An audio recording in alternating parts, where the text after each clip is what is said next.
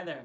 You've come to the tips and tricks for Little Tommy Tiddlemouse. So the basic version of the game, you have your secret mouse that knocks on the chair of Tommy Tiddlemouse. Well, to spice it up a little bit, my first graders think it's really fun when you take out the word Tommy and you replace it with the student that's sitting in the chair. So instead of Little Tommy Tiddlemouse, if the student's name was Johnny, you'd go Little Johnny Tiddlemouse lived in a little house. They think it's pretty fun. On the someone's knocking part, when the secret mouse knocks on the chair, something you can do to keep all the rest of the mice engaged, they could have unpitched percussion, probably like a woodblock or something, and they could be knocking as well. So it's someone's knocking on my oh my.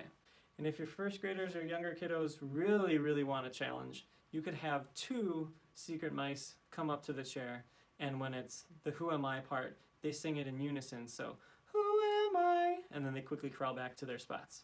And then the student that's in the chair would have to guess the two mice that were knocking at their door. It's a bit more of a challenge. It's also a great tool to have your students kind of realize if they are matching pitch with their friends. So when it's just the two of them, they're technically singing a duet, and they can really catch if they are actually matching pitch with their neighbor.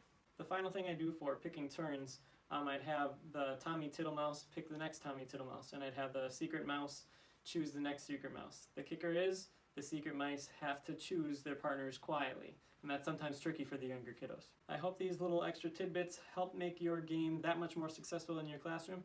Again, if you have any suggestions or comments, please comment below, and be sure to subscribe, and take care. Bye-bye. Little Tommy Tiddlemouse lived in a little house. Someone's knocking, my oh my.